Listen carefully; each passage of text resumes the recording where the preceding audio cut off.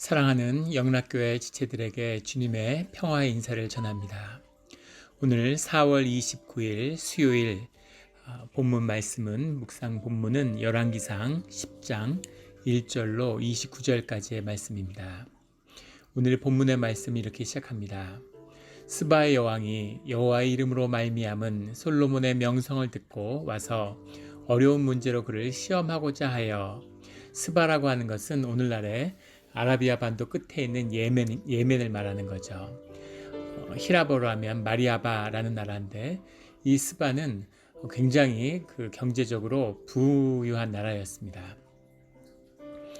메소포타미아 문명과 애굽의 문명이 충돌할 때마다 그 희생양이 되었던 이스라엘과는 달리 팔레스타인 지역과는 달리 지리적으로 지정학적으로 그 지역과 완전히 구별되어 있고 대륙의 세력으로부터는 아라비아의 바다가 지켜지고 또 바닷가를 끼고 있기 때문에 무역으로 인도와 아프리카를 연결하는 그런 지정학적인 이익으로 인해서 항상 이 스바는 번영하는 나라였죠.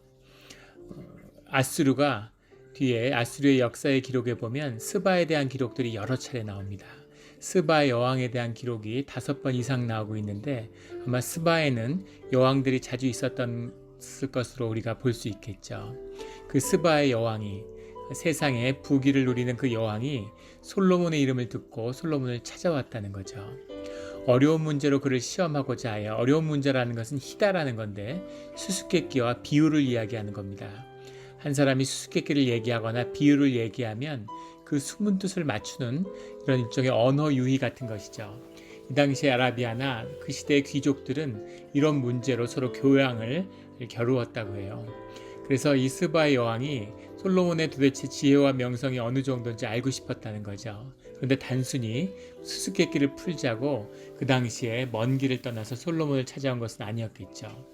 이 팔레스타인 지역의 강자로 떠오른 솔로몬의 왕국이 어떤 것인지 직접 보고 싶은 마음도 있었을 것이고 또 무역을 터서 더 큰 부를 창출하고자 하는, 또 더 나아가서 두로와 연결돼서 지중해 무역까지 진출하고자 하는 아마 그런 야망도 있었을 겁니다.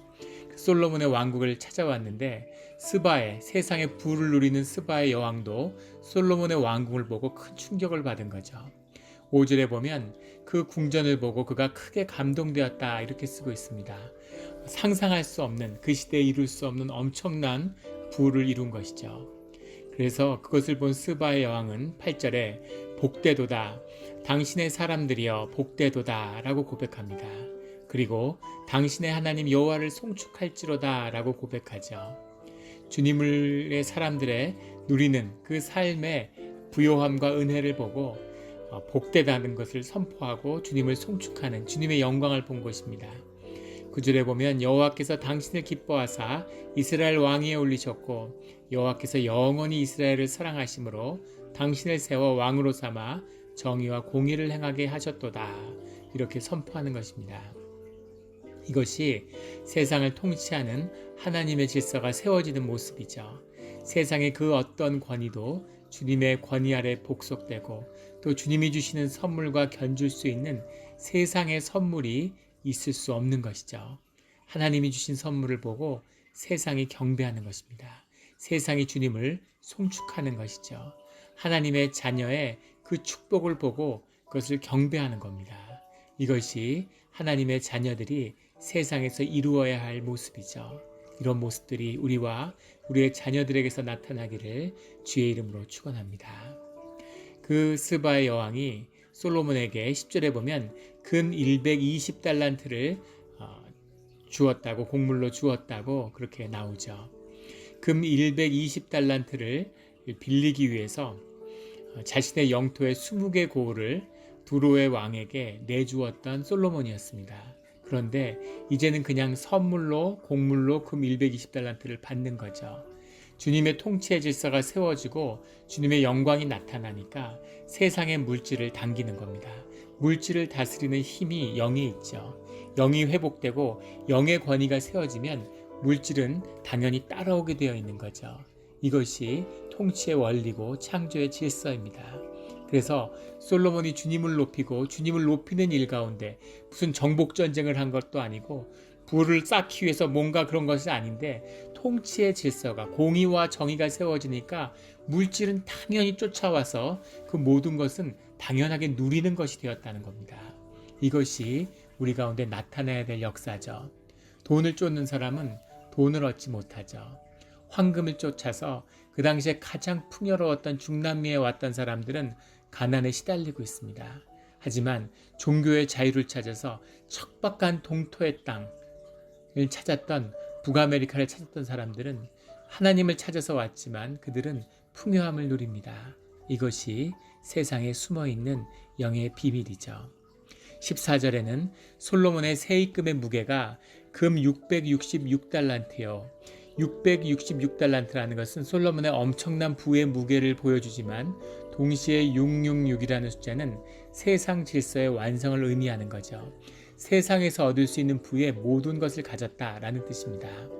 유대인들은 그 영적인 전통 가운데 게마트리아라고 숫자의 의미를 부여하는 모든 글자를 숫자로 풀 수 있고 그 숫자의 의미로 주님의 뜻을 찾는 성경의 의미를 찾는 그런 전통이 있죠. 그래서 솔로몬이 얻은 세상의 물질이 단순한 풍부함이 아니라 세상의 완성이다. 세상에서 얻을 수 있는 건 다 가졌다는 겁니다.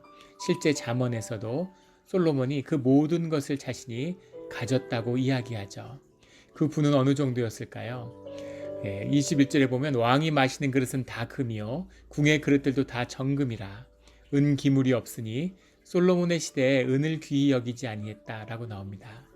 은이 당시에 가장 귀한 화폐였는데 은이 귀하지 않았다는 거죠. 하도 금이 많으니까 은은 그 가치가 별로 없었다는 겁니다. 24절에는 온 세상 사람들이 다 하나님께서 솔로몬의 마음에 주신 지혜를 들으며 그의 얼굴을 보기를 원하고 26절에는 병거와 마병을 보음에 병거가 1400대여 마병이 12,000명이라 엄청난 겁니다. 그 뒤로 1000년, 2000년이 지나도 중세시대에도 이런 부를 거머쥔 그런 군주는 없었죠. 솔로몬이 누린 부는 엄청났는데 27절에 왕이 예루살렘에서 은을 돌같이 흔하게 하고 백향목을 평지에 뽕나무같이 많게 하였더라. 그 알 수 없는 부요함과 풍요로움 이것을 주님이 허락하셨기 때문입니다. 엄청난 축복이죠. 솔로몬같이 정말 많은 것을 그대로 은혜로 누린 그런 군주는 없었죠. 케이사르나 무슨 알렉산더나 징기스칸이나 평생의 전쟁으로 굴욕지고 엄청난 아픔과 시련과 좌절을 경험한 사람들이죠. 전쟁터에서 알렉산더는 죽었습니다. 그리고 배신을 통해 죽고 아픔이 있고 많은 것을 정복했지만 누리지 못했던 군주였는데 솔로몬은 명예와 권력과 부를 모두 다 가진 세상에 누릴 수 있는 모든 걸 다 누린 그런 왕이죠. 정복전쟁을 한 것도 아니고 무엇을 뺏기 위해 싸우고 다툰 것도 없습니다. 그런데 하나님과의 관계가 열림으로 이 모든 축복이 주어진 것이죠. 이게 믿어지지 않으시는가요? 어떻게 이런 일이 있을 수 있을까? 이런 일들이 역사를 통해 계속 있어 왔죠. 하나님과의 관계를 여는 곳 가운데 늘 주님의 축복이 있었습니다. 우리 대한민국과 북한의 동포들의 현실을 한번 보십시오. 해방했을 때에는 북에 산업설이 몰려 있었고 60년대까지도 북이 훨씬 더 잘 살았다고 하죠. 해방 전후에 그 당시에 북한이 뭔가 마음에 안 들면 전기를 끊어서 남쪽을 아주 애를 먹이고 전력시설이 훨씬 더 풍부했기 때문에 그러던 북한인데 오늘날 한 세대가 지나서 이 남한이 북한보다 200배 이상 더 잘 산다고 그러죠. 한국이 스페인이나 이탈리아보다 더 나라의 부의 크기가 커졌습니다. 가처분 소득으로 따지면 일본보다도 더 잘 산다고 하죠. 있을 수 있는 일이겠습니까? 60년대 세상에서 가장 가난한 나라였는데 지금 세상에서 가장 가난한 에티오피아 같은 나라들, 미얀마에서 우리가 쌀을 원조를 받아서 그래서 살아가던 그런 나라였습니다. 그 비참했던 나라가, 그 비참했던 민족이 세계의 부국 중에 하나가 된 것이죠. 그런데 오늘 우리가 그 부가 만족치 않고 더 큰 부를 이루기 위해서 세상의 재물을 쫓고 있는 거죠. 이 우리의 모습입니다. 그런데 점점 경제도 모든 세상의 그런 부요함도 사라지고 침몰해가는 그런 나라의 경제를 바라보고 있죠. 이것을 푸는 방법이 무엇이겠습니까? 주님이 주시는 은혜가 필요한 겁니다. 주님이 함께하지 않으면 이 모든 것이 이루어질 수 없죠. 이것을 이루기 위해서 주님이 복을 주신 것이 아니라 주님이 생명의 문을 열어가는 그 과정 가운데 우리에게 주어진 선물이죠. 우리가 누려야 하는 것입니다. 솔로몬이 이 축복과 이 영광을 누리고 나누었다면 더 큰 생명의 축복의 문이 열렸겠죠. 더 큰 주님의 선물을 받았을 겁니다. 그런데 그 선물의 마음이 빼앗기고 거기에 마음이 빼앗기고 마음이 완악하여져서 주님과의 거리가 약해지면, 주님과의 거리가 멀어지면, 그러면 다시 세상의 모든 질서가 허물어지는 것, 성경이 반복하여 말씀하는 것이고 우리가 세상의 역사를 통해서 계속 반복해서 보는 것이죠. 항상 주님을 기억하고 주님께 돌이켜야 합니다. 그리고 주님이 주신 선물의 마음을 빼앗기지 않고 항상 삶의 중심이, 삶의 우선순위가 주님이 되어야 되는 거죠. 이것을 붙잡고 이것을 놓치지 않는 자들은 하나님이 주시는 모든 선물을 다스리고 누리며 살아가는 것입니다. 이 축복의 문이 오늘 우리에게 열리기를 예수 그리스도의 이름으로 축원합니다. 아멘.